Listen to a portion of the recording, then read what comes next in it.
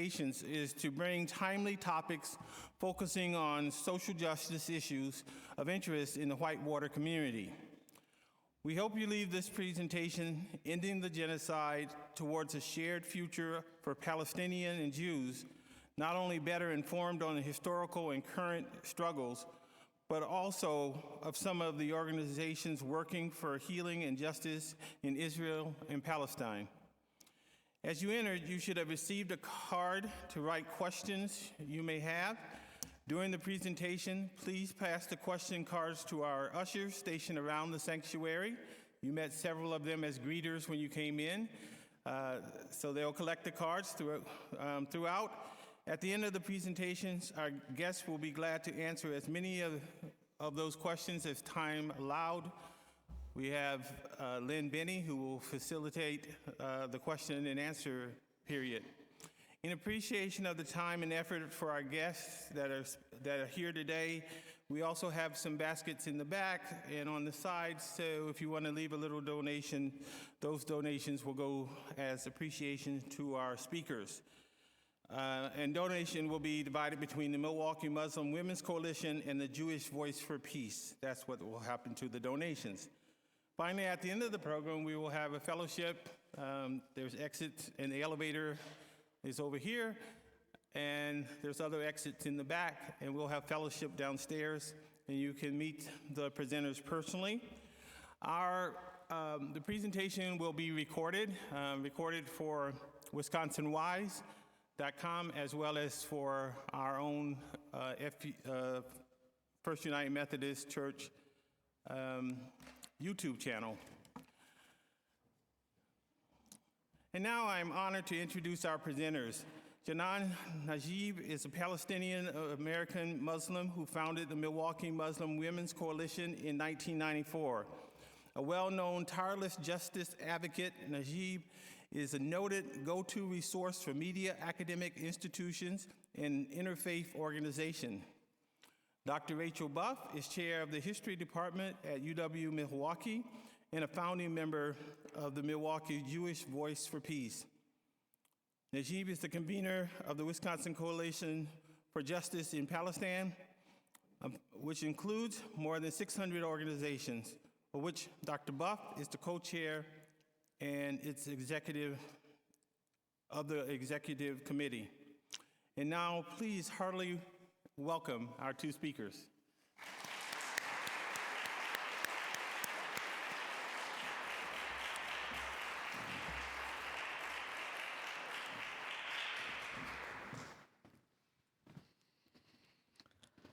Hello, everybody.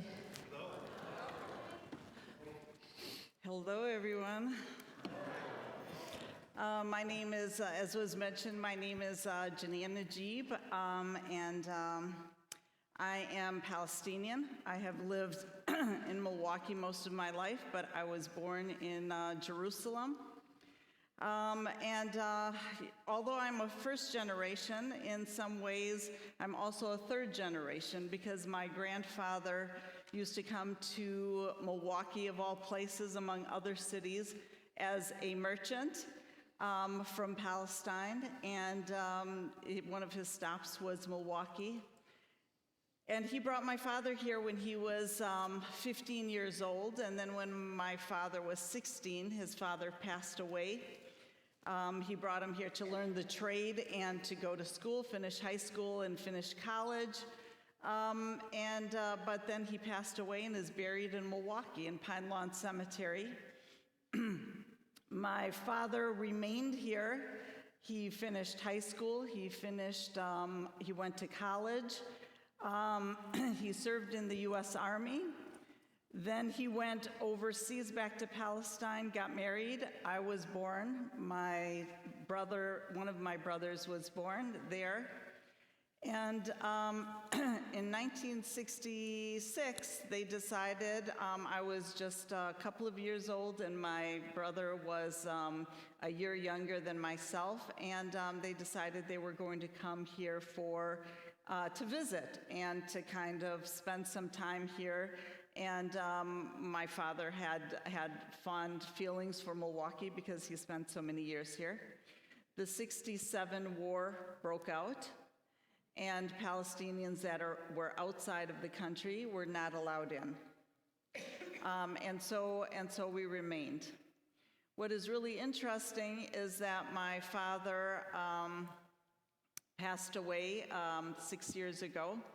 He had finally been able, as an American citizen, an older American citizen, to be able to go back to visit as a tourist, not as a Palestinian who had, this was his homeland. But he passed away there, and he's buried there in his homeland. So my grandfather is buried in Milwaukee, but my father is buried there.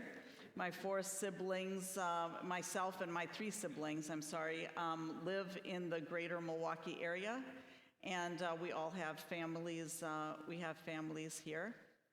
You know, I'm going to let Rachel also introduce herself, but I want to just say a few things before we kind of get started.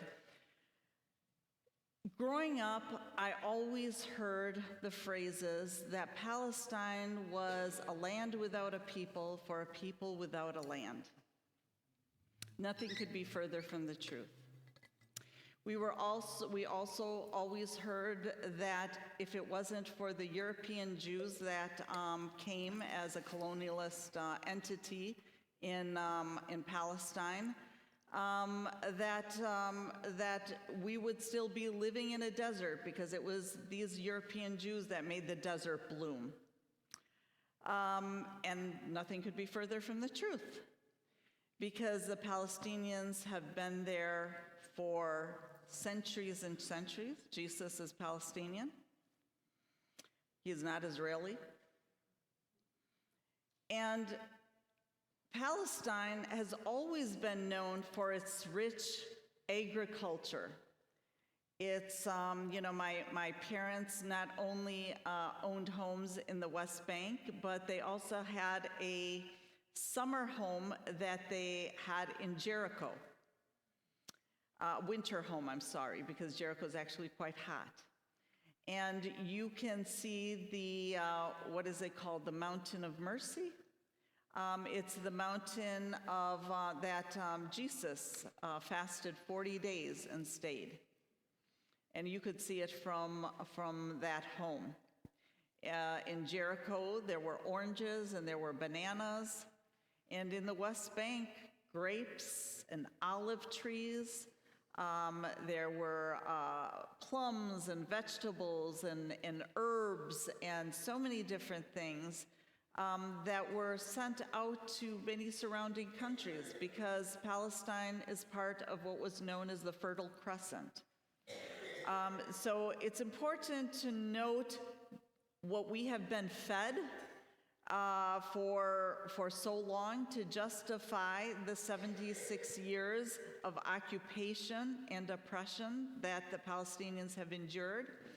And at the end of the day, Palestine and the Palestinian people have suffered tremendously from what we see to be nothing more than a colonialist settler, a racist colonialist settler state that was created by Europeans because they wanted to have a resolution to what they saw as their Jewish problem. So rather than finding safety and security for Polish Jews and French Jews and Russian Jews and others in their homelands, they decided that they were going to find another homeland. And many people don't realize that when the search for a Jewish homeland began, it was not always Palestine. They reviewed several countries in Africa as potential homelands. They reviewed homelands in South America as potential homelands before deciding that Palestine would be a good place for the Jews, because there were already some Palestinian Jews, although they were only 2% of the population, but there were some Palestinian Jews there, and there were some religious sites for Jews as well.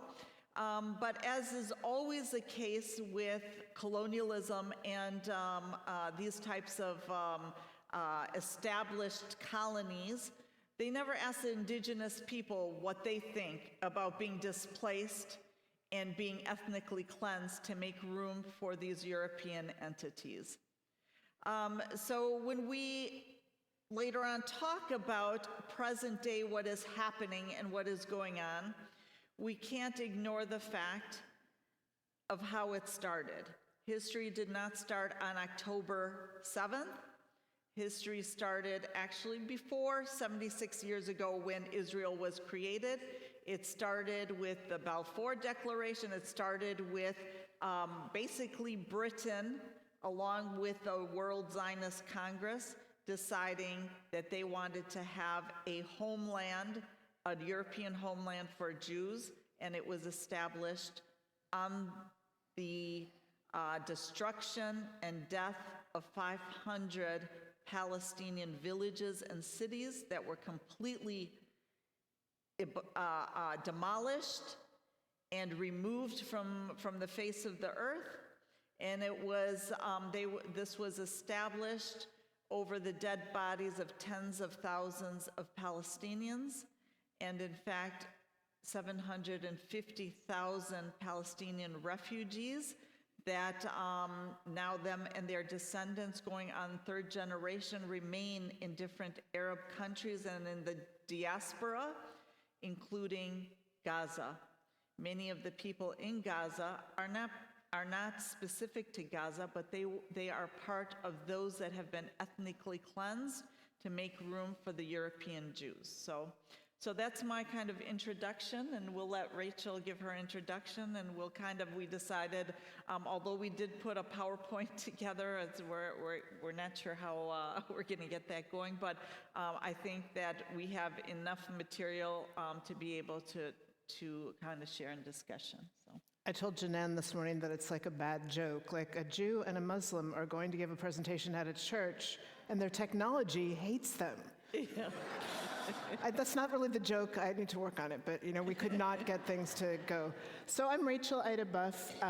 As was said, I'm right now the chair of the history department at UWM, and I'm an immigration historian. I'm also a founding member of the chapter of Jewish Voice for Peace in Milwaukee, which was founded in 2014. And just thinking about some of the things Janan just said, coming from the background that I come from, which I'll elaborate in a second, the most unholy thing I can imagine is to bomb a refugee camp. I didn't think I could be that shocked getting into November and December of this year, but the successive bombings, yes, of hospitals, yes, of schools, but because of Jewish history and because of my intellectual commitments, refugees are unquestionably people who deserve shelter. So among many other things in the past 6.5 months, that has completely reoriented my thinking about a lot of things. And I wanted to react to another thing you said, Janan, that I've heard you speak about your family before, and it strikes me like our stories, and this is often true with Jews and Palestinians, our stories are so similar. Right, my father's family were peddlers. That's how they came to this country, and they wound up in West Virginia, and they were itinerant tailors, and they settled down and figured out a way to become American. And I think that our stories in that way, immigrant stories in general, but particularly I think Jewish and Palestinian stories can be very similar. And this is something we'll get into a little later, but there's a beautiful, long, anti-Zionist Jewish tradition that most of my kids and their contemporaries are now trying to reclaim, that I in my life have tried to reclaim, that we have lost. That was part of the price of the ticket for Jews coming to be considered white people and Americans. We kind of threw in with the United States investment in the state of Israel after 1948, which of course is mostly a strategic and military concern. It gets spoken of as ensuring the safety of Jews. I can talk more about that. So I grew up in a Zionist, liberal Zionist household. My parents were both here during World War II, but a very difficult period for American Jews because we knew, not in great detail, but we knew what was happening in Europe, and we knew that there had been boatloads of people, like on the St. Louis, trying to get out of Europe, who had been turned back by the United States, by many nations in the Western Hemisphere. Cuba welcomed a few. My parents grew up knowing this, right? That they were safe for now because nobody knew how the war was going to turn out, and that relatives were not at all safe, and that Jews were not at all safe. That is something that every Jewish person grows up knowing, that we are not safe in this world. That's our history. And so they raised me to think that, and this is very, very much their generation of Jews, my parents are in their 80s and 90s now, that because of the cruelties and difficulties of Jewish history, Jews needed to have a place that we could always go. I call it the break glass in case of emergency Zionism, that we always have this special place that we don't, that our government funds magnificently, but that it's so we could go there if we need to. It's obviously a little more complicated than this. So as a pretty young kid, I knew that there was something, it was a period of civil rights. I grew up in the 70s. I knew there was something a little contradictory and yucky about this, and I got in trouble in religious school.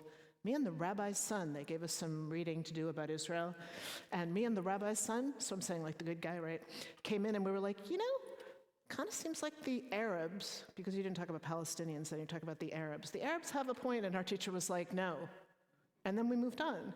That's a really bad thing to do to a kid, right? Like, they're like, oh, I have even more questions now, because the grown-ups aren't talking, right?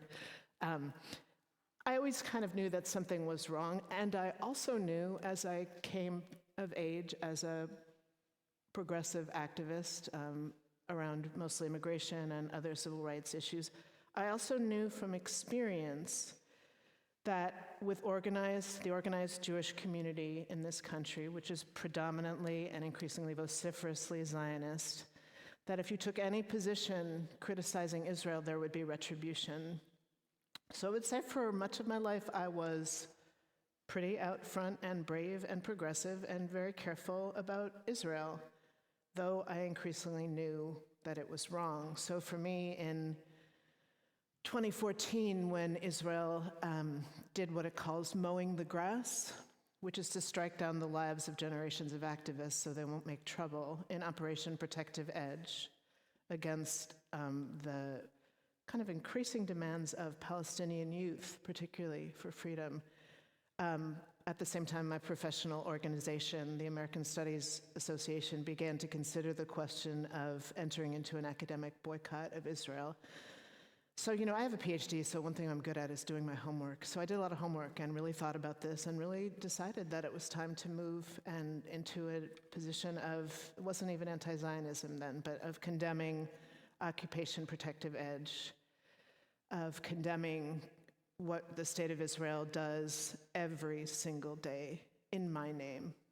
That was unacceptable to me, that I couldn't live with that anymore. At the time, my kids were in grade and middle school. My older daughter was getting ready for a bat mitzvah, and so I took a job to cut the costs of a religious education as teaching Sunday school.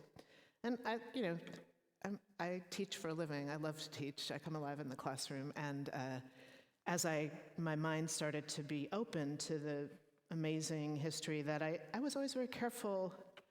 My parents were afraid of Palestinians. In 1975, the UN voted that Zionism was racism, and my community's response was to feel hurt. So I never had a keffiyeh until I was in my 50s, because I thought it was not for me, and it took me a long time to understand, to listen, to know enough Palestinian people, to know that it's actually an ask from Palestinian people to wear a keffiyeh as an act of solidarity, which I wear mine proudly and every day, and probably should have washed this first, but it's been that kind of week. So I started really knowing Palestinian people, coming into relations, reading, thinking. My mind opened, my world opened. And so I started talking to my 4th grade class about what I was learning, just a little bit, and what Janan said just now about Israel literally being built on the wreckage of Palestinian lives and villages and homes. There's a really wonderful Jewish Voice for Peace supported project called the Nakba Education Project, which you can Google it and find it in one hit, the Nakba Education Project. One of the things they do is just show places in Israel, like what they look like now, pictures of what they used to look like, and sort of compare and contrast. And I thought, oh, this would be a really fun lesson for my 4th graders because they have not been told any of this. And if you've ever been around children, they have pretty sensitive, just like me with the Sunday school teacher shutting me and the rabbi's son down, that like created a big dent in my brain that is still there, like something's wrong. Kids really like to hear secrets. So one class, I showed them some pictures from the Nakba project, and I said, here's a Jewish National Fund park in Israel, and here's some Israeli families having a picnic. And here's some monuments, some like little things that are monuments to the Romans. And here's somebody who came along and said, did you know that there was a village here? And then there's a little film strip in the Nakba project, people reacting. Some people are like, oh, I didn't know that. And other people are like, I don't care about the Palestinians. I'm just here with my family. And my students were like wide-eyed, 8-year-olds. They were just like, wow, we've never heard of this. We want to know more. Like this is to me a great day in the classroom. The head of the religious school called me on Monday and said, we've been looking and there's no room for you in the school anymore. And I said, let me get this straight. You have somebody, like most religious school teachers, no shade at all, don't have PhDs and teach history every day. I'm like, you're doing pretty well. You're paying me like whatever, $200 a month, and I'm pretty good in the classroom and the students like me. They were like, it's just an administrative matter. You cannot speak the truth in these communities. I have much more to say about that, but we were just introducing ourselves, so I'll stop there. So we are, of course, in a church, and I thought that it would be valuable to discuss some of the things that I've learned from many of the Christians that I work with. If you are not familiar with the Wisconsin Christians for Justice in Palestine, I would encourage you to do that, have your congregation join. We're talking about quite a number of clergy that have come out in statements in support of the Palestinian Christians, but also because they don't believe that that as Christians they should remain silent. Silence is really complicity. And so I had a discussion with one of the reverends who I hope you guys will consider inviting sometime, and she said, although I have a liberal congregation, I want you to know that we grew up with really the Zionist narrative, even in our Christian education. And we were kind of taught that if we, are to hold Israel accountable or say anything about Jews, that somehow that's anti-Semitic, and that's not something that as Christians we should do. And so what has become clear in this country, and in particularly even amongst churches, is the fear of holding Israel and their oppression accountable because of the fear of being labeled anti-Semitic. So that's a term that has now been thrown left and right and is being used as a silencing tactic. And we need to push back against that. We need to fight against that. One of the things that I wanted to kind of talk about and to address is that within the Christian kind of establishments, you hear oftentimes what the Jewish community, the kind of establishment Jewish entities will say, well, this is our biblical home. So what is a biblical home? What exactly is a biblical home? Something that, you believe that thousands of years ago, because you lived there, so now, nothing has changed. History hasn't changed. There hasn't been, different empires that have come and invaded and gone and intermarried and movement. And it's a total kind of, I say, a 4-year-old history. To think that this is a biblical home, ignoring what has happened thousands and thousands of years in that land. Furthermore, what is that saying about God? And we had a discussion, Rachel and I, and she can elaborate more, that there are many Christians, and there are in fact Jews, that believe that when the children of Israel, or Israel in the context of the Bible is talked about, that somehow that must mean this modern state that was created 76 years ago. When you talk about Israel in the Bible, or even in the Quran has children of Israel. We're talking about the children of Jacob. We're talking about a people. We're talking about a group of people. We're not talking about a modern state. And God doesn't promise plots of land because God is not a racist real estate broker. He does not promise plots of land based on ethnicity and ignoring piety.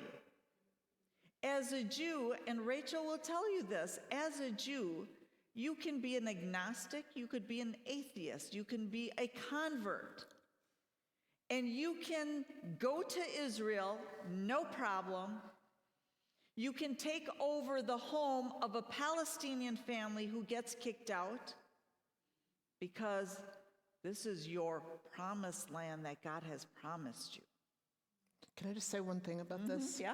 So in our liturgy, my beloved younger daughter, when she was studying for bat mitzvah, fast forward, we'd had to leave the temple I got fired from, found a really wonderful non-Zionist, now anti-Zionist congregation led by the wonderful Brant Rosen in Chicago. So she was studying with Brant for her bat mitzvah, and she said, so we don't like the state of Israel. We don't think it's justified, right? And he was like, yeah, that's right. And she was like, so what's all this? Our most sacred prayer, the Shema, starts, Hear, O Israel. And Brant said, well, Israel, for Jewish people, is basically like saying y'all, like the people of Israel. It's our peoplehood. It is not a document written by a racist real estate agent. It's by saying, like, we are, because Jews, our history is diasporic. We've been spread out for generations. And so we recognize each other by culture and language and things. And so, a people who doesn't have a homeland needs like kind of a wink, wink, nod, nod, y'all, we're Israel, right? That's what it means in the Torah, because the Torah is written well before 1948.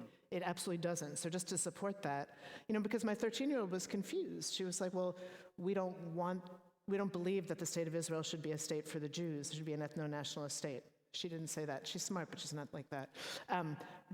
But it's a peoplehood. We are a people. And if you think about it, and I'll turn it back over to you in a second, Janan, one of the things that plagues the world right now is the idea that there should be one kind of people in a country, right? If you think about the guy who was president, who wants to be president again, a lot of what he said is like, this belongs to us, not you. That is a condensation of the Republican platform for 2004, essentially. Like, this is our country, not yours, where yours is everybody else, refugees, asylum seekers, anybody else who is already here, who looks funny or sounds funny, or but that's not a Jewish value. Ethno-nationalism is not a Jewish value. Jewish peoplehood is a Jewish value. And now back to you. Yeah, and thank you for that, and I think that's really important. So how does that play out in our day-to-day lives? My parents and myself were born, my brother, we were born in Palestine, but we can't have Palestinian citizenship. We cannot, the only time we have been now able to go there is as American tourists. And when we go there, because it's clear that where we were born, we are automatically sent to a separate line. And we drive cars or taxis, and all of the cars of the Palestinians have a different color license plate. What is that reminiscent of? So we are identified immediately. We have different roads that are unpaved. So as a Palestinian, I just want to share with you a few experiences that I had. If you've ever had to go through the checkpoints, and the Jews don't have to go through the checkpoints, the Palestinians do. In Palestine, the Israelis have established 700 checkpoints on Palestinian land. Not in the part that they're governing, in the part that's supposed to be governed by the Palestinians. And who are controlling the checkpoints? The Israelis. And I went through those checkpoints. My children went through those checkpoints. We have these 19-year-old soldiers, there'll be a dozen of them holding guns at you. And imagine this is the everyday reality of kids trying to get to school, of individuals trying to get to work, of trying to get to hospitals. One of my aunts died at a checkpoint, coming back over and over, trying to get through for dialysis. And these young soldiers think it's a joke. Go back. Today's not your day. We're not feeling it. Go back. She came back 13 days straight. Eventually, she died. This is the reality of Palestinians. Imagine a woman trying to give birth and trying to get to the hospital. What if she needs a C-section? So many mothers and so many babies have died trying to get through those checkpoints. What is our reality with the settlers? They're given this kind of romantic name, settlers, like you think, just sort of like the name that we gave to those that ethnically cleanse the native tribes. They're settlers. There's nothing there. They're settlers.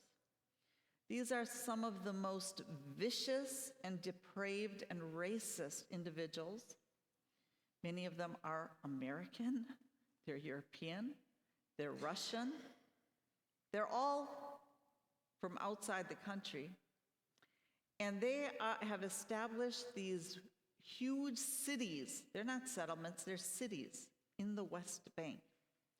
And we're going to still try and share this PowerPoint we have because I think it's important for you to see the loss of land, the Palestinian land, how little land is left for the Palestinians to live in, because every time these settlements are created, and there are hundreds of them in the West Bank, and they're huge cities. They have their own roads, they have their own entrances. So they take so much of the Palestinian land in order to make sure that these become facts on the ground. Because the idea of a two-state solution has never been the plan of Israel. Their plan has always been to take the entire land of Palestine, including Gaza, and keep all of that land for themselves, and for the Palestinians to be either ethnically cleansed or to be transferred to other countries and other places. I was in Palestine. I was in the West Bank. I was in Al-Bira, Ramallah, which is where the Palestinian Authority headquarters is. So that's like kind of your Washington, D.C. And the settlers would come in, backed up by army tanks, and they would shoot at, because the Palestinians have way less water allocation. The Israelis and even the settlers have tons of water that is siphoned off to them to be able to have green grass, to be able to have swimming pools, and the Palestinians are very limited, even in the West Bank. We're not talking about Gaza, where it's been for decades very, very limited water allocation for each one. We're talking about the West Bank itself. And so what the Palestinians have done, they have these kind of big cisterns, everyone on the top of their houses, in order to try to collect rainwater and to use this water to be able to wash their clothes and things like that. And they think it's really funny to come in with their weapons and to shoot holes in all of these on the tops of houses. So all of the water kind of comes out. If a young boy is seen walking by themselves, he's shot dead. And then they'll say, oh, he threw stones at us. This is our daily reality. This is not something that has happened, 6 months ago. This has been our daily reality for 76 years under Israel. So when we talk about what's happening in Gaza right now, Rachel alluded to the idea of the Israeli policy of mowing the grass. Israel has invaded Gaza itself 15 times in the last 17 years. Each time, including the very brutal 2014 campaign, each time killing thousands, because they say, well, they have children, and they need to continue to remain within that concentration camp in Gaza, and so they come in and they kill particularly women and children in order to prevent the next generation.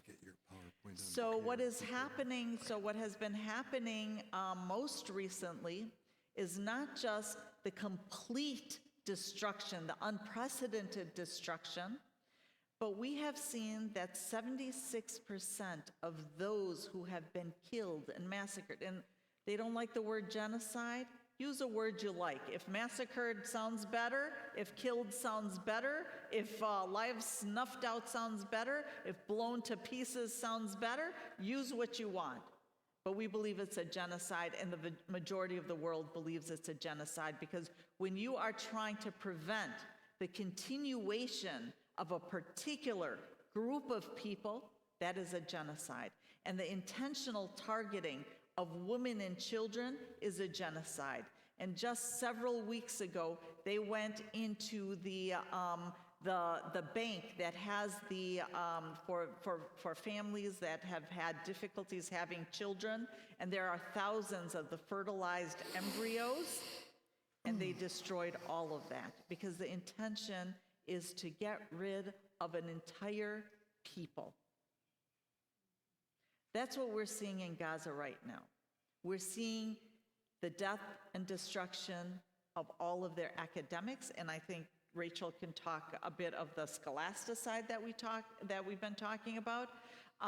They have targeted journalists, they have targeted teachers, they have targeted universities, they have targeted care workers, the UN care workers. They have targeted all of these groups of people in order to leave the Palestinians leaderless. And I'm going to turn it over to Rachel, but I want to tell you about one story about an individual whose family was in West Virginia when my husband was doing his fellowship as a physician. Beautiful family. Dr. Chabert, who was finishing his training in medical field, and they had 7 children. The youngest was born here in the United States, and he rose to become the president of one of the universities, and all the universities have been destroyed in Gaza, every single one of them, besides every hospital. And so they bombed his home, and they know exactly who they're bombing. They bombed his home, and there were the kids that I remember years ago. They were kids, beautiful kids that had become adults and had families and had their own children. All of them were sheltering in their dad's home because they thought it was a safe place, and it was these 2,000-pound bombs not only kill that household, but everything around it.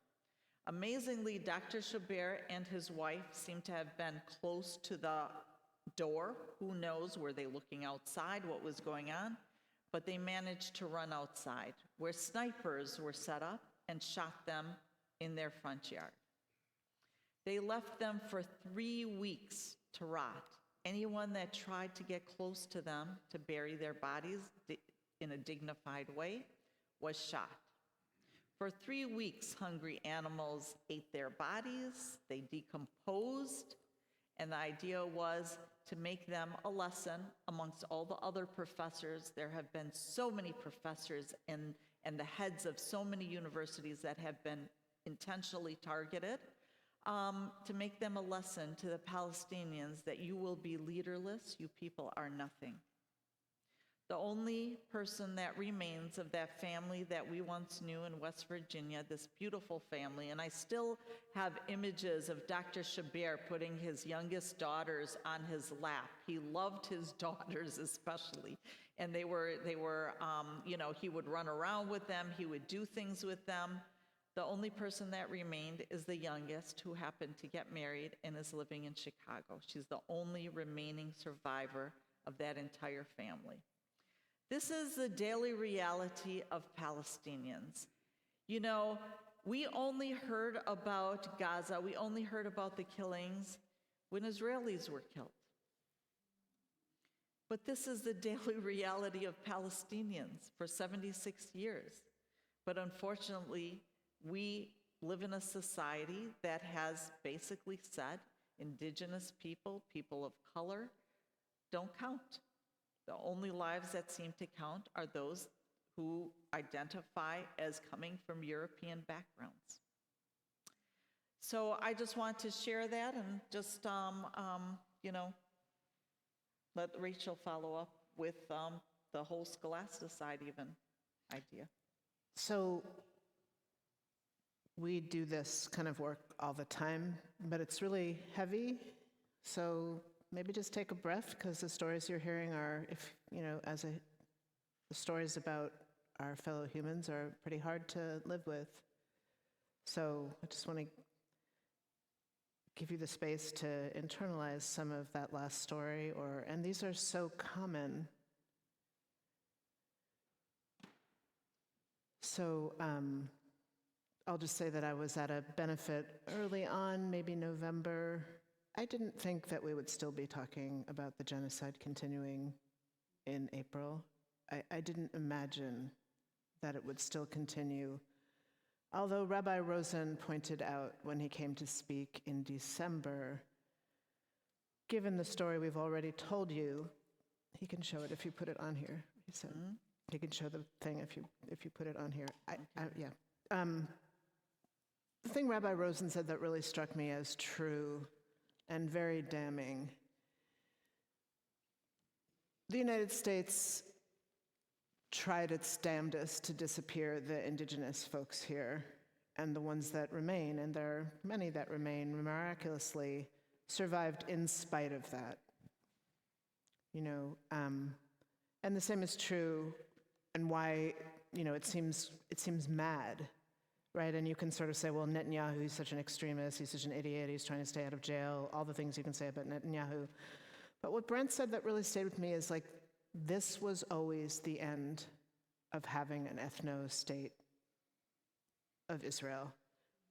That the founding of that state, the displacement during the Nakba, that was the end. What the end game was always going to be complete eradication. And there already are being whispered about plans for the post-Palestinian development of Gaza as beachfront for Israel. These are profane things to hear. These are very difficult things to hear. But I think that it's true that if you're going to have a state predicated on dispossession and exclusion, genocide and erasure, eradication, kind of come with the territory. And so Janan had asked me to address scholasticide a little bit. this is a very hard period, right? It's hard to read the news every day. And I have to look for the news because unless you watch Al Jazeera or Democracy Now!, there really isn't very good coverage of what's happening in Gaza or what's happening in the West Bank. But if you look and you listen, it's very difficult to attend what's going on. It's painful. It's not uncommon for me in being amongst Palestinian Americans to talk casually with somebody. I was at a benefit in December, a music benefit, and I was talking to this young woman who said she knew of me, and we were chatting, and I said, "How are you today?" And she said, "Well, 50 people in my family died today, so I'm not doing all that well." This is not uncommon, I've come to understand. It's not uncommon that the folks who are here, the Palestinian Americans who, like Janan, are part of bigger diasporic families. Some people are overseas, some people are in Europe, some people are in Palestine. It's not uncommon for them to have lost unimaginable numbers of people in their families. And that's just a daily reality. We have several people in the coalition with these stories. Along with that has gone the deliberate targeting, as Janan was saying, of journalists, professors, aid workers, doctors. It's important to say that this genocide is unique. Unfortunately, it's not unique in being a genocide. We seem to do that in human history. But it's unique in that it is an AI-generated genocide.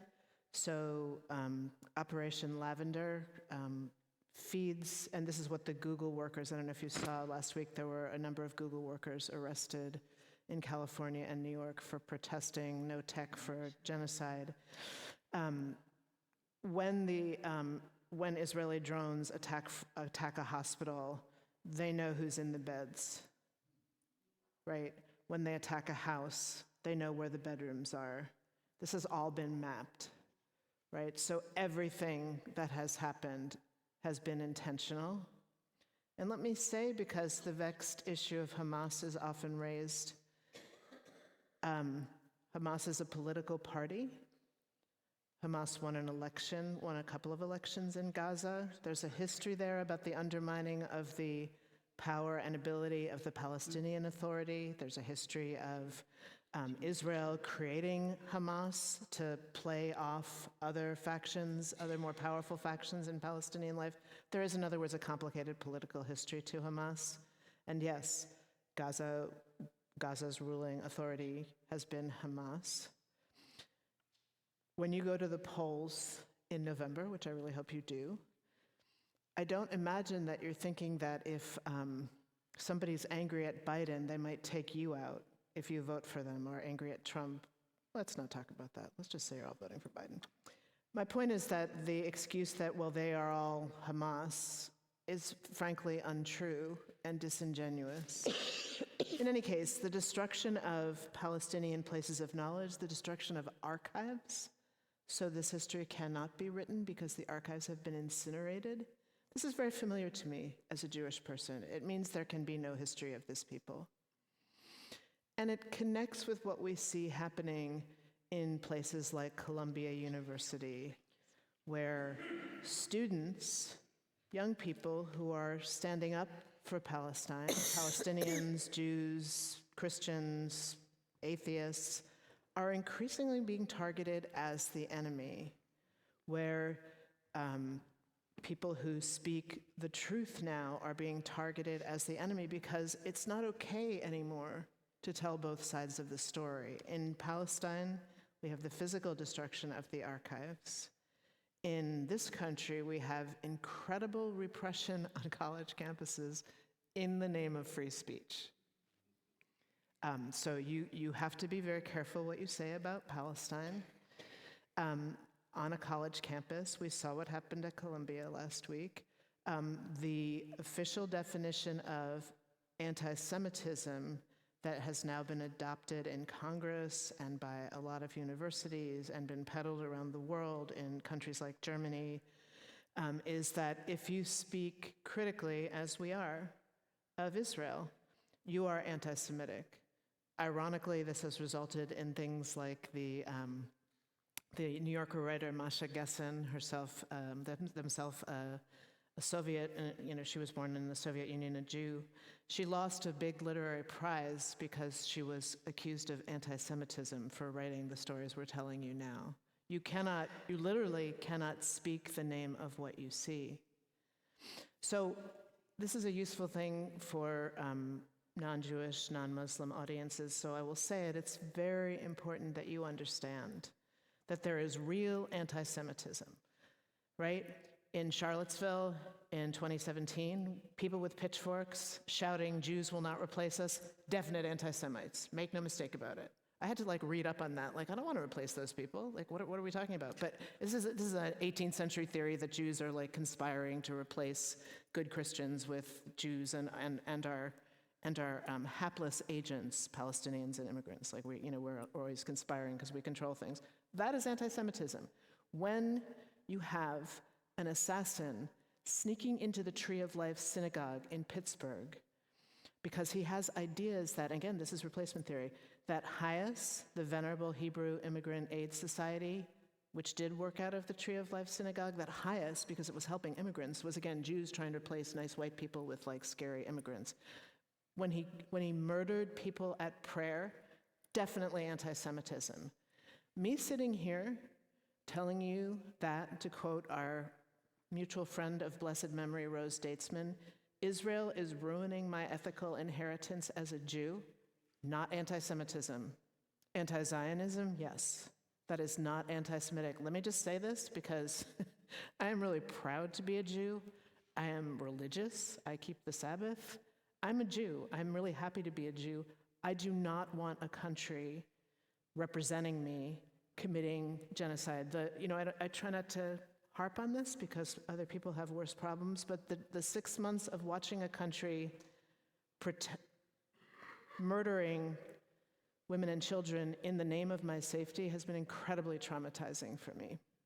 And I don't accept it. And I don't accept that our government takes our tax money to the tune of $328 billion a year, aside of the appropriations that were voted on yesterday, and does not spend them on your kids and my kids, does not spend them on the unhoused people in our communities, does not spend them on health care. So hard to get health care in this country. It's free in Israel because the United States government pays for that.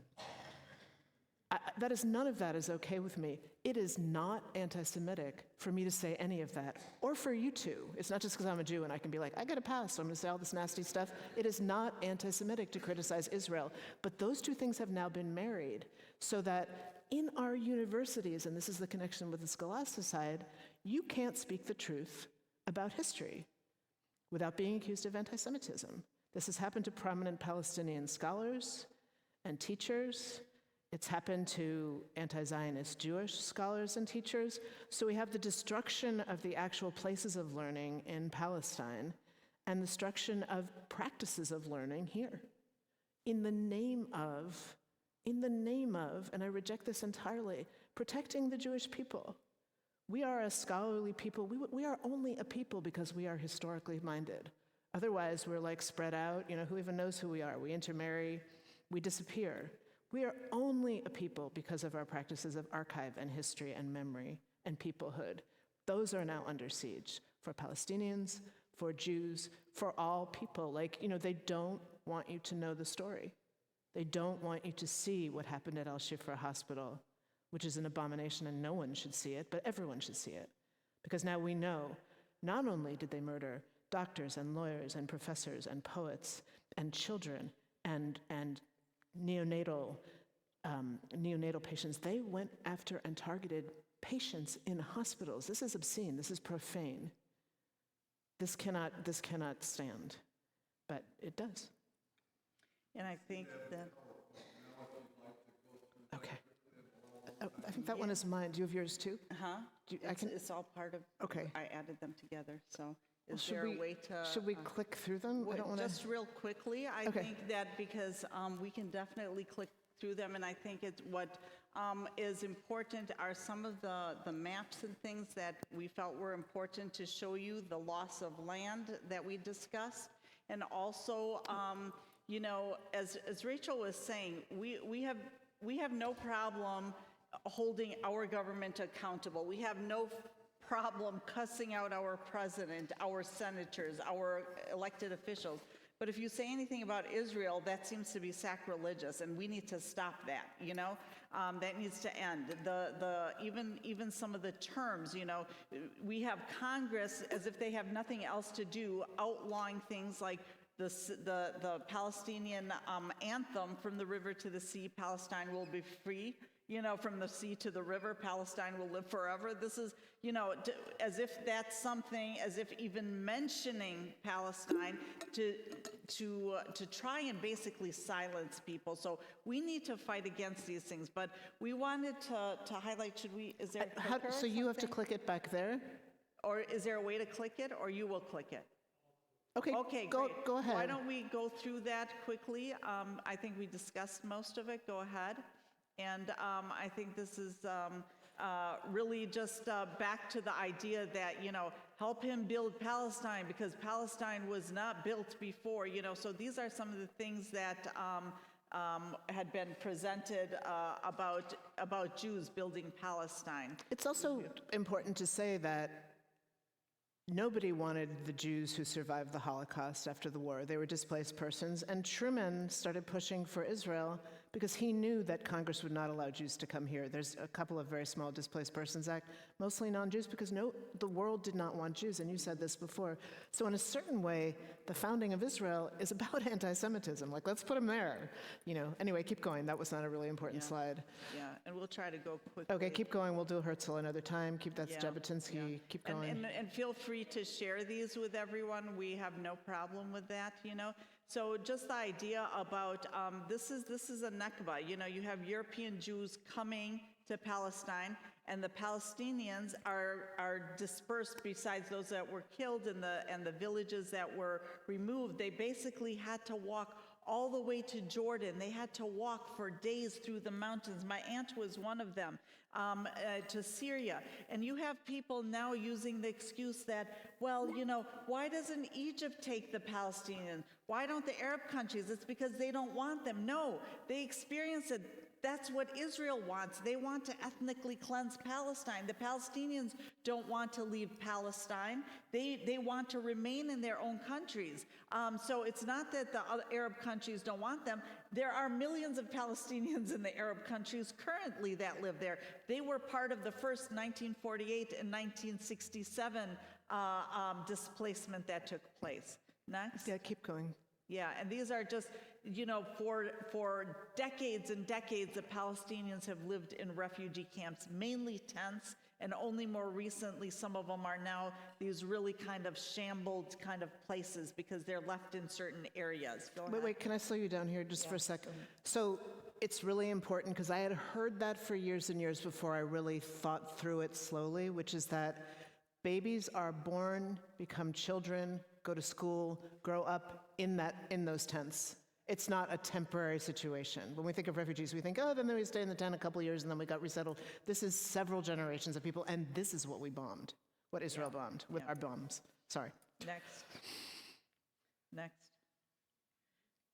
We'll just go through these. This is a picture of Palestine 1920. Now, mind you, Israel was established in 1948. And so, as you can see, Palestine was well established prior to 1948. So this is 1920 Palestine. Go ahead. Again, 1920 Palestine. These are some of the villages that have been eradicated. Go ahead.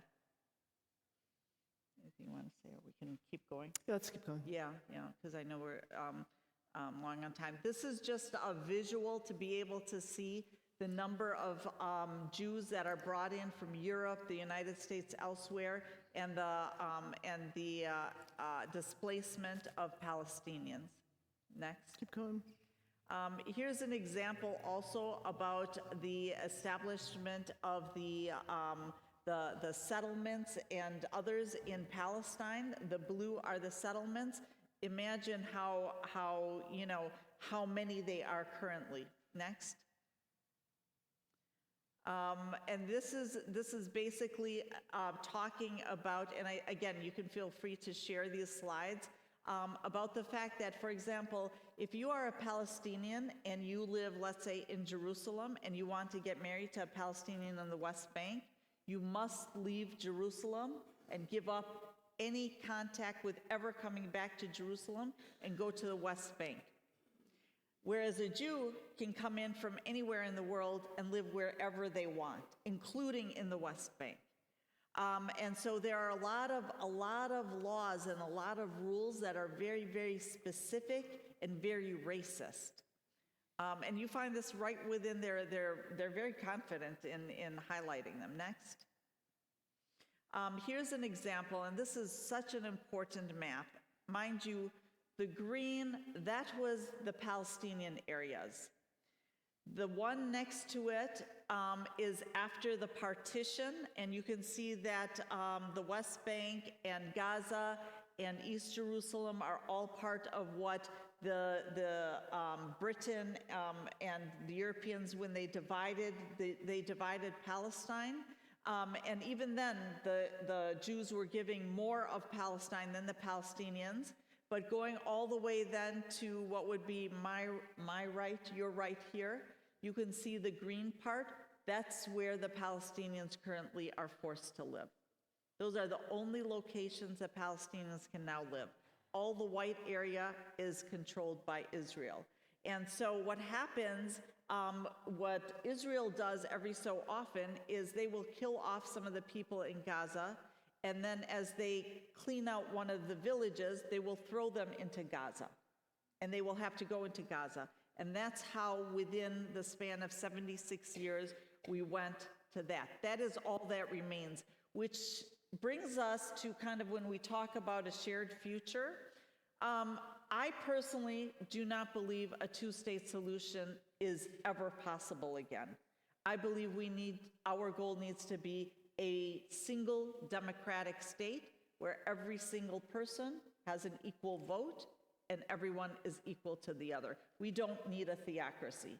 We need to have everybody, Jews, Muslims, Christians, as equals. Yeah, I think that that's really important. And if you say that to some Zionist circles, it's been very clear for a long time that the problem is demographics, and they'll say this. I was raised thinking this, like, well, if the Arabs were completely equal, there's more of them than us, and then Israel wouldn't be a Jewish state anymore. And I guess when I was younger, I didn't know how to ask this question, like, why do we need a Jewish state, right? We're working on this in this country badly, but we're working on it. Like, we share the road. We try to figure out how to have a place where people are equal, and it's been a difficult 200 plus years. Like, we haven't done well at it, but it's a beautiful concept, democracy. And I was raised to think that was too threatening to Jews. Think about that. People who escaped fascist totalitarianism to say, like, oh, we got to be careful about democracy because then they'll take over. But the idea that a one state where we would all figure it out, and it would be difficult, and there would be historical distrust and mutual uncertainty, like, that's what we're doing here. Right? That's what we're trying to do in this country, and it's got its good parts and bad parts, but saying that the only way Jews can be safe is if they wall off their country, discriminate against anyone who's not Jewish who lives there, take everything from the people, from our neighbors. Like, when Janan was talking about water, heard that a lot before. I sat with a lot of Palestinians and heard about our village gets one tank of water every 3 days, next door to the lush settlements Janan described. Like, we don't. That's not a way. Like, we're as a people, as a human people, we're moving away from that idea. Hopefully, to the idea that we share, we figure it out. We have limited water. We have a climate crisis. We have to figure this stuff out, and we have to do it collectively. We have to do it collectively. It's not okay that Israelis have enough water. That's not going to really do it for the human race's survival. Sorry, long interruption. And we'll try to go quickly through these. Okay, we're trying to go quickly. Yeah, let's just keep going. Now, these are the settlers. These are the settlers, and you'll find that they are fully armed. After October 7th, our country sent more than 50 assault rifles to Israel, and they dispersed them amongst the settlers. Now you've got women walking around with assault rifles. You've got men walking around with assault rifle, all the Israelis. And if they feel in any way that they want to shoot someone, they have the right. There's no one holding them accountable. Next. Again, they go into the Palestinian areas. As you can see, all the Palestinians have closed their shops and they break the windows. This is a common occurrence. And they're like vicious. They're like wild. Next. Look at them in a Palestinian kind of, it's like a playground. I mean, why do these Israeli settlers need to be where the Palestinian kids come to try and have a little bit of relief? And as you can see, the Palestinians have all cleared out. Next. These are the Israeli settler women. I mean, to me, I found it kind of unconscionable. You're you know, pushing a baby in a stroller, and at the same time, you're aiming at people and shooting at people. Next. These are just images that I think, heartbreaking images we have all seen of Gaza.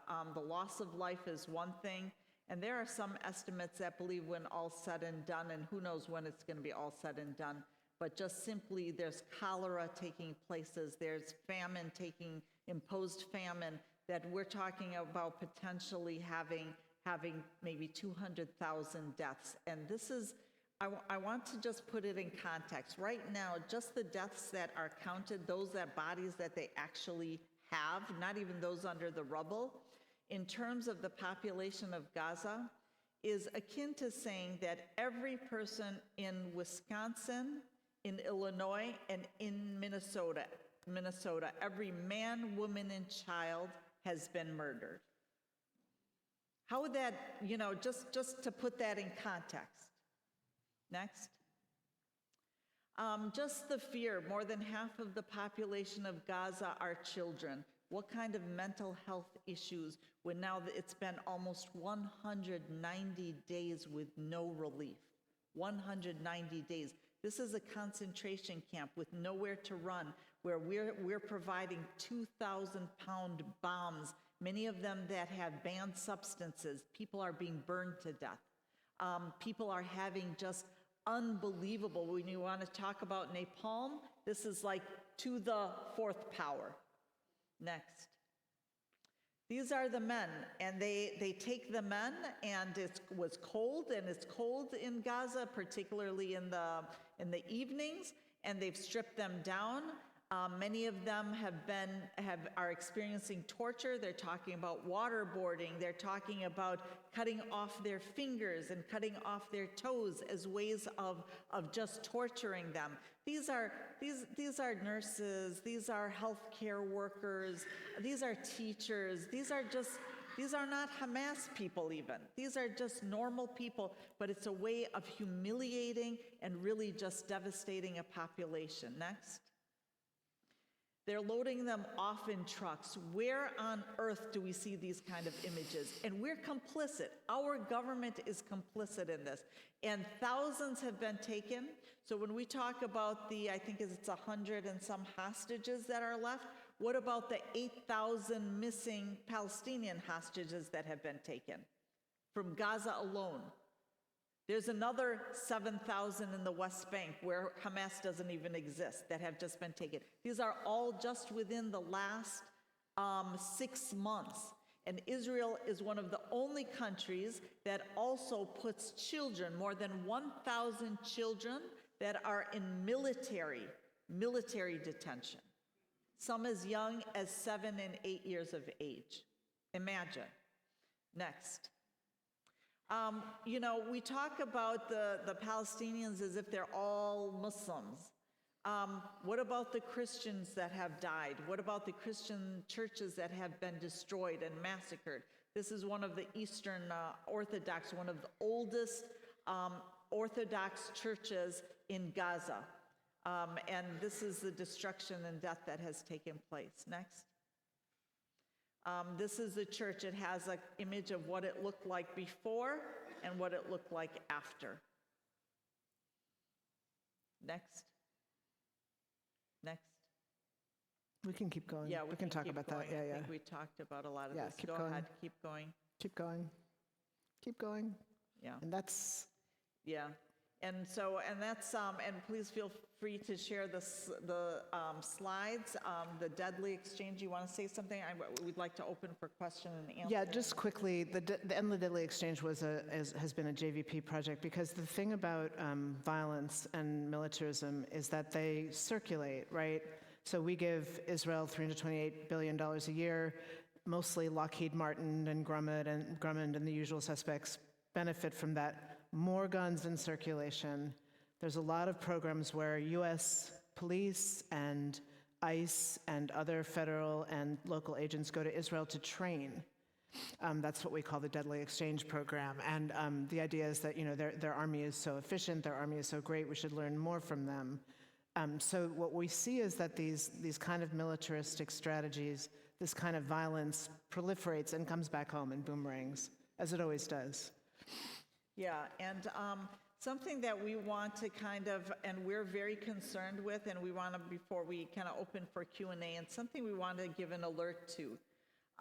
Where do we think it's okay for citizens to go to a country, kill civilians, massacre women and children, and come back and live as normal citizens?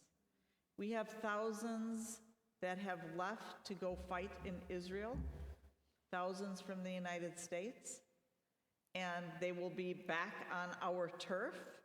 These are individuals that have a deep hatred for, you know, and there's no place where you just simply will hate Palestinians, that you are not going to also hate other people of color, or end up hating immigrants, or hating a certain group of people. These people are all going to be back here on our doorstep. And the fact that our government hasn't made any attempts to identify them, that they have not made any attempts, whereas other countries in the world are actually going to hold them accountable, is really problematic, because we know on college campuses there have been cases where certain banned substances have been thrown and shot at demonstrators. We have in Milwaukee, and we are having a press conference tomorrow at Marquette University, where we have a couple of these Jewish women that are hardcore, you know, some of them that have family members with the IDF, et cetera. When the Palestinian students and their supporters put up flags as a memorial for the dead individuals in Gaza, in the middle of the campus, so you have to go onto the campus to the back. Several of these women came from off campus to vandalize, and one of them had a loaded weapon on her. So, you know, why would you bring a loaded weapon to Marquette University? So we're not done here. We're going to see the repercussions of this callous disregard for the lives of others coming back to the United States, and we're not sure what that's going to look like, unfortunately. So, just by contrast, if you think about the internment of Japanese Americans during World War II, just because they were Japanese Americans and we were at war with them, or the many, many Germans in Wisconsin, German Americans who were interned or arrested, the many churches that had leaders incarcerated during World War I and World War II because of the idea that they might be disloyal. You know, it's a real contrast. Yeah. But we'll stop and hear your questions. Sorry, we've gone on a long time. You guys didn't think you were going to be here all afternoon, did you? Well, I think there continues to be a great deal of interest in what you've been saying, as shocking as it is. What effect, if any, does the Shia-Sunni conflict have on what's happening? That's a good question. As we know, Iran is Shia. The Houthis are Shia. The Hezbollah is in Lebanon are Shia. Hamas is not Shia. In fact, the Palestinians are one of the only countries that really don't have Shia members. The Muslims are pretty much two sects. We're all Muslim. We believe in the same God, we read the same book, so it's not like even that there's a different, Quran or something like that. We have the same prophet, etc.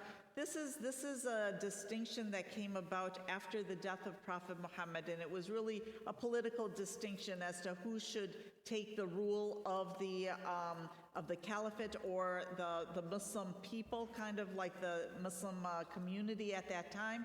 Should it be the best friend of Prophet Muhammad, or should it be remain in the family? And the Shia, they're called Shiat Ali, or the party of Ali, because Ali was his cousin and also his son-in-law, believed that it should be really Ali that takes over. At the end, it didn't matter, because Abu Bakr, the best friend, was the first caliph, and the fourth was the cousin.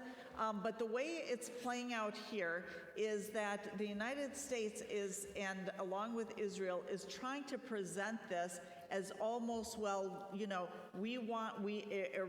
a Shia, a sect, a different kind of group, is the one that is arming Hamas, and they're also arming Hezbollah. The problem is that Iran remains one of the only countries in the region that has not been demolished by the United States at the beckoning of Israel. The weapons of mass destruction and our, the neocons that were in power at the time, most of them were dual Israeli-American citizens. At the time, the ones that really pushed for the war in Iraq.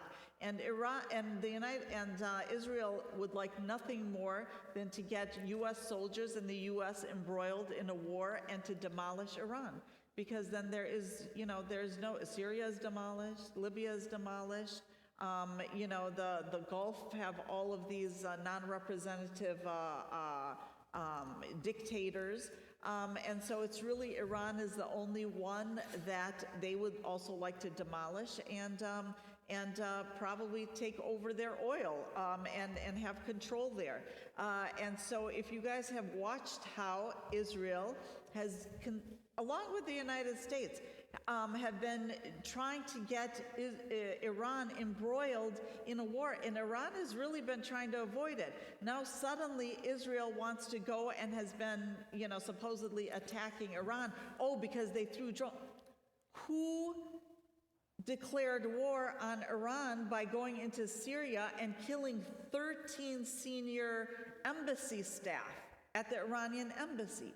But again, why does history only start when it's affecting a colonialist country or a European country? What about what happened before?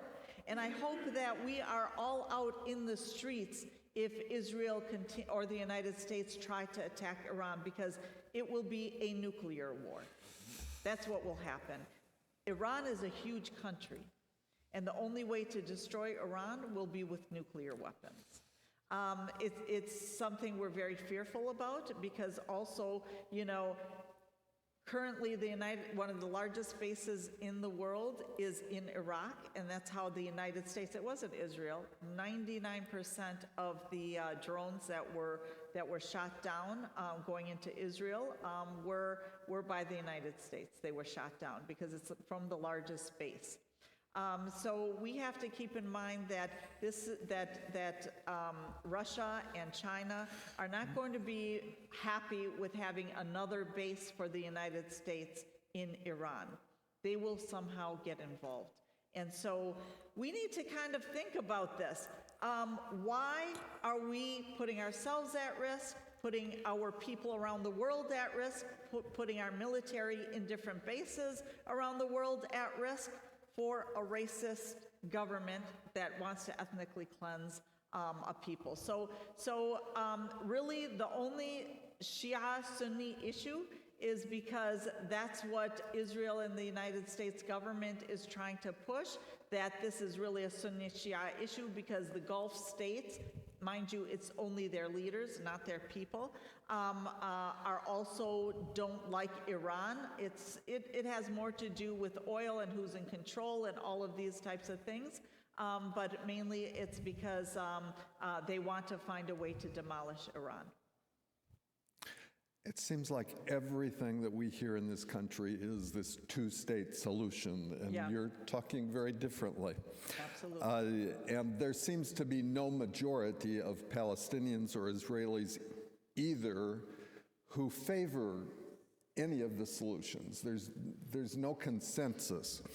How will Palestinians gain any positions of leadership or power in this one-state democracy solution? What is a possible way to a peaceful solution? Yeah, and I will answer, and then Rachel.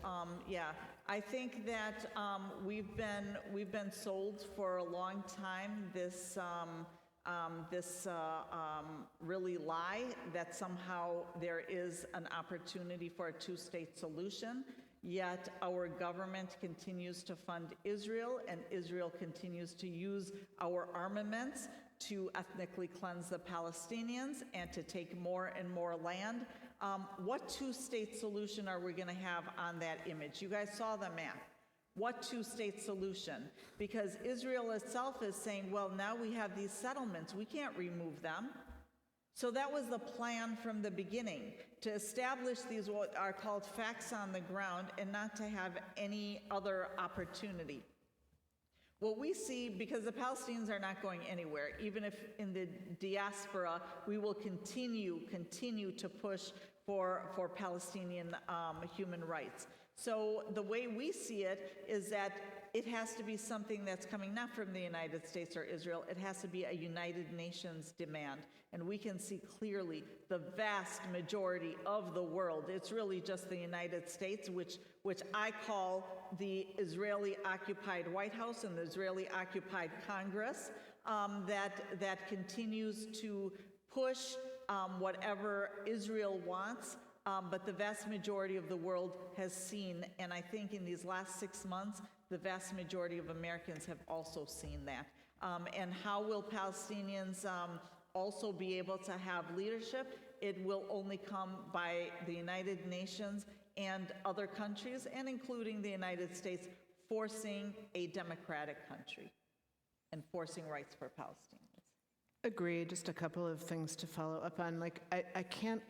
I haven't been able to, for about a decade, visualize where the two states would be when people say that. I mean, if you think about Gaza, just environmentally for a minute, are some people going to have to live on that? Versus a one-state solution saying, here's this land of historic Palestine. Let's figure out how the people living there can live there. If you saw the maps that we went over, I didn't understand until recently through some reading that after Oslo, that's when this kind of partitioning of the West Bank, dividing it into areas A, B, and C, where some people can go here and some people can go there, and the different roads and the apartheid walls, the checkpoints Janan was talking about, that is not a viable nation for anyone. At this point, I'm cynical about the two-state solution because I never hear anyone talk about any logistics.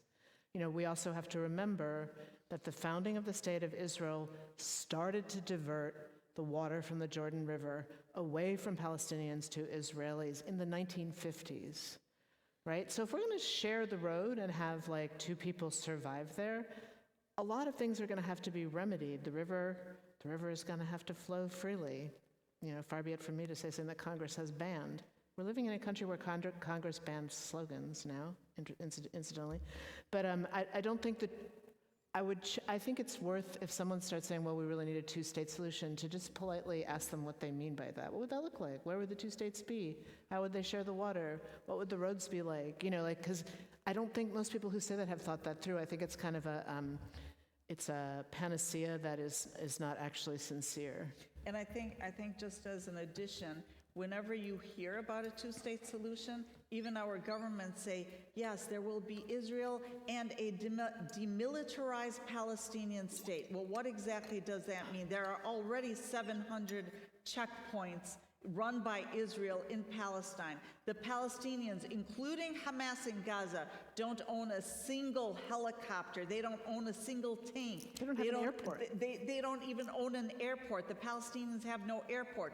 What kind of a two-state solution is this? One is going to be basically a slave population, and the other ones are the overseers? That's not going to work. So otherwise, you know what?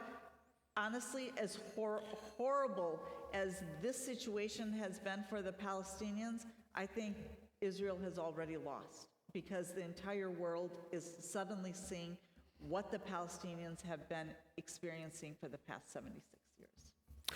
Are there any reports coming out from frontline Israeli soldiers about the atrocities being perpetrated? There is, I mean, one thing about the IDF, the Israeli Defense Force, is that they are also, they have a really strong public relations game. So on October 8th, I was at the home of Jewish relatives and we were watching CNN, and like there are all these guys in IDF fatigues.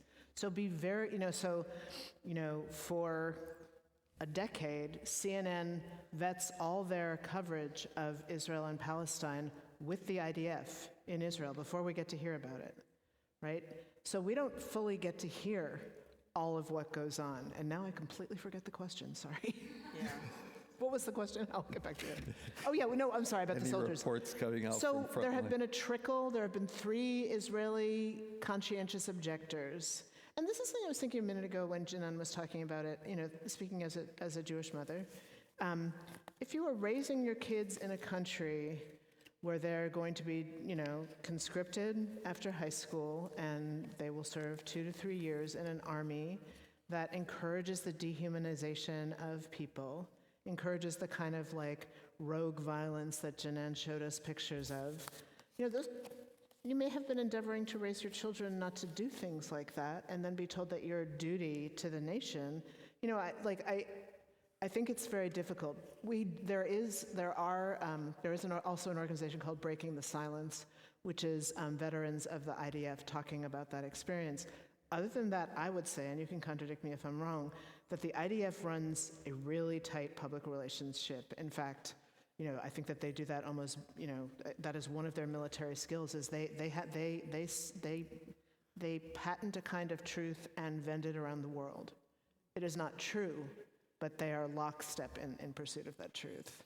If I can just also add to that, what has been very unique about this particular situation and genocide. This is, besides the fact that the number of women and children killed within this short of time is unprecedented in history, unprecedented, and the viciousness in which they have been killed. But more importantly, or just as important, I don't want to say more importantly, is the fact that this is the first conflict of any kind in which the people experiencing the genocide have been sharing it with the world in real time, and the people perpetrating the genocide have been sharing it with the world in real time. You can go on social media and you can see these Israeli soldiers rifling through Palestinian homes, sitting and eating their food, holding up the lingerie of these Palestinian women. You can see them literally killing innocent civilians. That's being shared all over, and that's exactly why we have young people in this country that are leading this charge against this genocide, because they're not watching CNN, they're not watching ABC or NBC News, they're not reading the newspapers, they're on social media and they're seeing this happening in real time, and they're not silent about it. They are not silent about it. And so all of this is going to have a tremendous effect on Jews, I think, and also on these soldiers when they come back. So I think we're looking at a whole different time in history. Combining the last 2 questions, I know that there are a lot of protests, but I can't stand the silence of everyone else. Why are they not motivated? What are you, the people, going to do to stop the murder? And can you tell us about the Wisconsin Coalition for Justice in Palestine? So I'll start with that. On October 8th, October 7th, we know what happened, and on October 8th, when the indiscriminate bombardment of Gaza started to happen, I called about, I want to say maybe 15, 16 representatives of organizations that I have worked with in my capacity over the years, peace and justice groups, et cetera, including Jewish Voice for Peace. And I said that we cannot sit silent.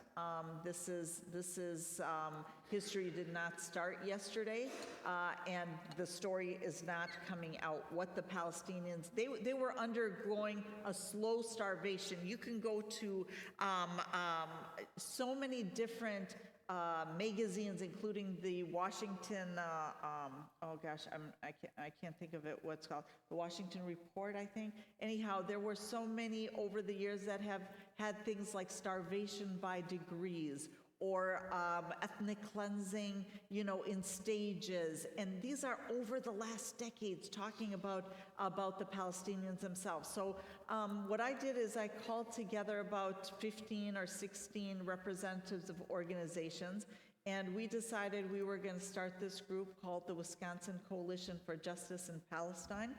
And we would be responsible for basically protesting. We would be responsible for trying to get the word out about what was happening and responding to some of these things. That group has now become 64 organizations across the state, including the Driftless in Wisconsin.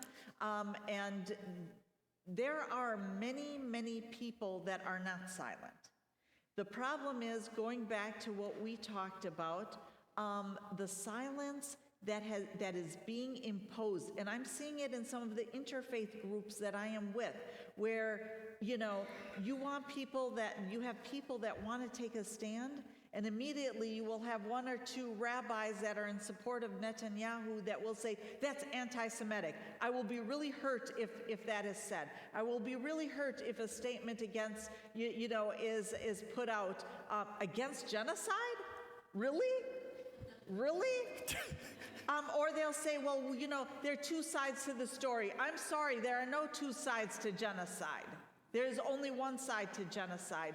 And they'll say, well, you know, you guys need to come together and find common ground. Nope. I have no common ground with people that believe that the genocide of another people is okay. I have no common ground with those people. So I think what needs to happen, and I'm saying this in a Christian church, predominantly to Christians, because I think the Jews are very outspoken. Either you're with it or you're against it. I think we're seeing the same thing amongst Muslims. I think that there are a tremendous number of Christians. I can tell you the ELCA bishop for the state, a lot of these, they have been very outspoken about it. I think what needs to happen is the other churches and congregations need to basically find their spines, not allow people to use that anti-Semitism and to throw it in people's faces, and to say, you know what, as a believing Christian, it is my moral responsibility to take this stand. And if people don't like it, you know, did we ever say that, well, Jews and Nazis really need to just sit together and talk it out? Round table. You know, yeah, let's have a roundtable discussion on that. You know, slave owners and black slaves, what was wrong with them? Why didn't they just sit around and discuss this? Work it out.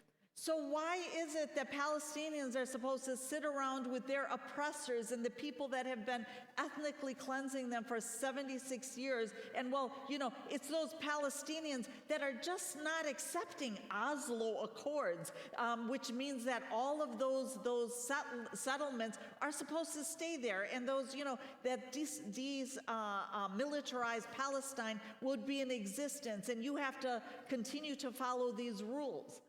So basically what we're saying is, you know, y'all need to take a stand.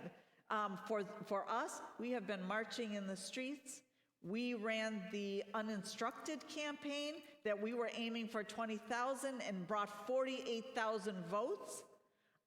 just to basically put a statement out there that, you know, we have the power to make you a one-term president. We don't want the orange guy, but let me tell you, we are not responsible for that. You are responsible for earning our votes.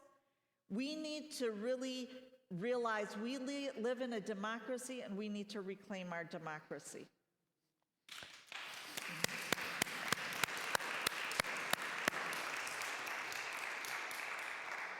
So I'll be brief because we've been sitting here a long time, but the anthropologist Margaret Mead said, you might doubt that a small group of concerned citizens can change the world, but nothing else ever has. And so I want to tell you a story about Janesville, because you're going to go out there, like there's a group of people in Racine that every Saturday they're down in the center of town with signs saying stop the genocide. And sometimes there's 3 of them, and sometimes there's 12 of them. In February, we did a Valentine's Day campaign around Palestine, and we targeted some pretty militaristic, some representatives supportive of Israel. And so a few of us, some of the organizers I've met in Racine, myself, went to the office of Brian Stahl in Janesville. I'd never been to Janesville before. It was a cold, beautiful day. And there were 5 of us and a baby. And we had signs, and we went to Stell's office, which quickly locked down, so we were outside on the street. And 2 people showed up. One was a Palestinian guy who worked in the hospital in Janesville, and one was an older Christian guy named Ted. And then a journalist came from the Janesville Dispatch, I think it's called, and she stayed with us all afternoon and asked us questions. And when she talked to Ted, he said, you know, I've just been sitting with the television since October 7th, and it tears me up, and it hurts my stomach, and this is the first time I've come out. I'm saying this because the 5 of us, cold day, and you can feel really like overwhelmed by like, oh, how could this possibly matter, right? It's the 5 of us, it's cold, the baby's crying, what are we doing here? It matters because the Palestinian man who worked in the hospital, who felt very isolated but very passionate about this cause, the Christian man named Ted, who then talked incredibly eloquently, no media training, no activist training. You know, like lots of people are sitting at home wringing their hands and feeling like they don't know what to say. And so you go out with like the other 3 people you can get to do this with you and into the town square in Whitewater, and you feel slightly crazy and slightly silly, and like people drive by and honk. And they feel slightly less alone. And like we have a group of people, we started this on New Year's, because it's what I call zero entry activism, where every morning at 8, a group of people go and drop a banner off of a footbridge that is one of the big commuter arteries in Milwaukee. And that was me and 2 other people. The first day my daughter and I went down, it was freezing cold, and we hadn't figured out that a bungee cord is a good idea. So we held the banners in the wind. My arms still hurt. Now there are 30 people who are part of that community, and they have a signal chat, and they have other events where they're like talking about their feelings about this, and like there's a lot of us. There's more than the news, than our leaders will tell us. And I have to say that like the only good thing for me since October 7th has been the incredible fluorescence of this community that Janan founded. You know, meeting Christians and Muslims and Palestinians and Armenians and people from, you know, that young man from Vosas, who's Armenian, who talked at our event, who said, you know, I'm coming here because my grandparents, you know, escaped genocide in Armenia. I recognize this. There's a lot of us out there. You're going to feel completely crazy. And like, I'm wasting my time, I'm making the sign, who the heck do I think I am? Who you are is a democratic citizen exercising your rights and creating change. And it can feel really small, you can feel really dumb, like, oh my God, why? But like, it matters. Every single thing matters. That the 5 of us in Janesville in the cold, becoming the 8 of us in Janesville in the cold, that mattered. Plus, the baby in the stroller's like, oh hey, this is what you do. Yeah, yeah. And just if I can just add to that, you know, we've been indoctrinated that support for Israel is like what you have to do as an American. Clearly, every poll has shown the vast majority of Americans, including nearly 100% of progressives, are saying we want an end to the genocide, we want a Palestinian state, this is not what we want to see. You know, nobody feels good. Normal people don't feel good seeing young children being massacred. You're seeing families burying their children. There's one family person in Milwaukee who talked about his uncle burying 6 of his children. And as he put the pieces of their bodies in the ground, he basically apologized to each one of them and said, I apologize that I was not able to protect you, but when you meet God, tell him that it was the people that abandoned us, you know? And I don't want to be one of those people. And so it is our responsibility to do whatever we can. And as a Muslim, I just want to share a very brief kind of a saying by Prophet Muhammad, that he said that, you know, when you see injustice and oppression, stop it with your hand if you're able to. Use whatever means to stop it. If you can't do that, then continue to speak about it. Speak about it, write about it. And if you can't do that, just continue to remember it and hate it in your heart until the opportunity for you to speak about it or to stop it comes about. But you should never, ever be okay with it, because that's not what we as human beings are supposed to do. And so that's what really our call to you is that you live in an area, you can take a group of you and every week, 2 weeks, 1 month, go visit those elected officials. Let them know, you know, you represent us and this is what we want. Stand on corners. Don't be okay if somebody write op-eds in your paper. You know, get the information out. There's so many people that you know, follow our football teams and follow our basketball teams and are not in tune to you know, what's happening politically around the world, but this is affecting us. Mm-hmm. Thank you so much, Ms.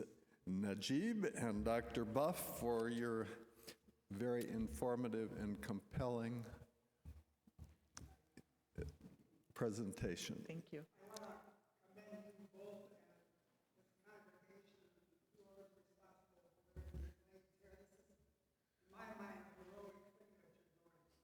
Thank you. You never know what happens in this country these days.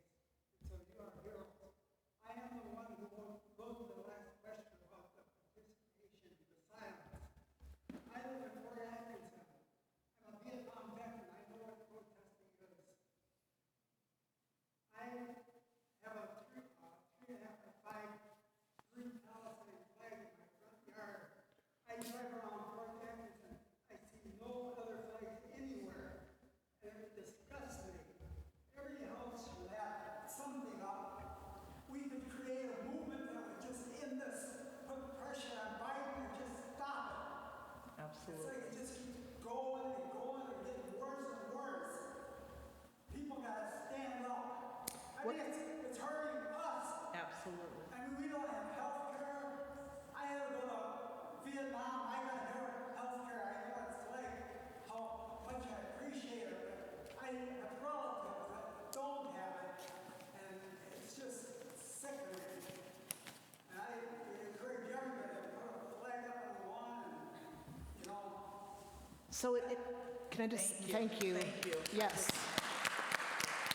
And I think I've been an organizer for a long time, but I've learned to be an organizer in the past 6 months. So what you're doing is so beautiful, and thank you. But like the next thing is like maybe offer a couple people a flag, like a couple you trust in town. Like, hey, would you put, you know, because like and that can feel really scary. Like these conversations are really scary.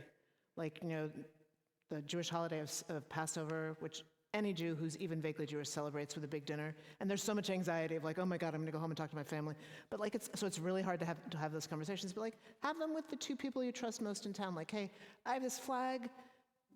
Would you like to stop the? You know, are you kind of feeling uncomfortable? Like, that's the next step you take towards activity, because you're already being incredibly brave. I know what Fort Atkinson can be like, right? But like, you know, offer somebody like, you know, or if you don't feel comfortable with the flag, maybe you want to sign this petition, or like go down to our rep, or write a letter.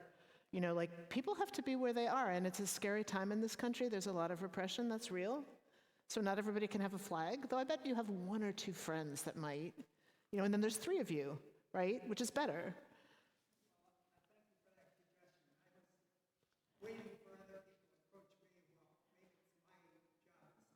No, I totally feel you. Like, I feel like, like I'm just like, my friends are like, oh God, it's her again. Like could you just, but like, I bet you have 2 could you just, and people will be like, oh, thank you. I've been feeling so bad about this and I didn't know what to do. And then maybe each of you talk to 2 other could you justs, and then like you have like, wow, somebody's driving through Fort Atkinson, they're like, wow, this is a pretty anti-Zionist town, how cool. I mean, this, like, 7 of you, that could be a movement. But I know it feels really weird and like you're annoying people because, like, as Janan said, talk football. You can talk football all afternoon and it's fine, but bring up this and people are like, oh, there he goes again. That's just our culture, and we all have to swim against it. I feel you. Mm-hmm. Well, that's another asset. Yeah. Yes, I totally agree. Not you, about me too. Like, well, I'm elderly, so I'm just going to do this. Thank you. Bill? Some reassuring words. Yesterday, we had 100 to 125 people, politicians from Racine, Kenosha, come to the community center here in Whitewater, and they passed 2 resolutions supporting stopping a ceasefire. Oh, good job. Wait, so which, in Whitewater? In Whitewater. It was the Democratic Congressional 1 district. Our district, it was all the Democratic leaders. And these 2 resolutions now go to the state convention. That's Woo! Wow, that's amazing. That's wonderful. Wow. And the second one was to not support Netanyahu. Wow. Whoa. That's, We in Milwaukee, we passed the resolution in the county board, but it was a fight because Oh my God. we have a very strong Zionist contingent. But it was a fight, but we got it through. And I know that Racine, was it Racine that they're working passed on it. No, Waukesha. Waukesha, passed it. So the more these elected officials also see that, look at, these are your constituents, and this is where they stand on it, they have to listen to us. And so was it contentious, or were people like, yeah, of course? There was much discussion. One of the big words was genocide. That's what was pulled out of the Milwaukee resolution. And it's like, okay, call it massacre, call it whatever you want, let's get caught up in words. Ours was left a genocide. Oh, wow, that's amazing. That's amazing. See, and now, like, him. So, like, no, I mean, this is what organizing is. Like, it took me a long time And to we get this. want to know you Yeah, guys. exactly. Like, this is, we wanna know you connect, guys, and we're like, we're definitely going to go to the next meeting and say, hey, we met these people in Whitewater. Exactly. They're on it. Yeah. So, Congressional District 1. And then does that mean you'll send delegates to the state? Yeah. Oh, That's This awesome. resolution goes to the state convention. Right. of the Democrats in June. And then that will be the whole group, the whole state will be looking at those resolutions. that's amazing. And I know that the Milwaukee Dems passed it. Yeah, they passed a resolution as well. So they will also be going to the state convention. So, yeah.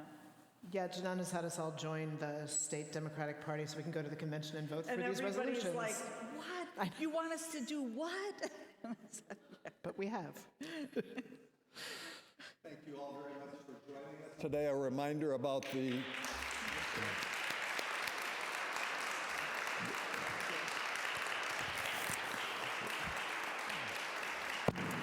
You guys.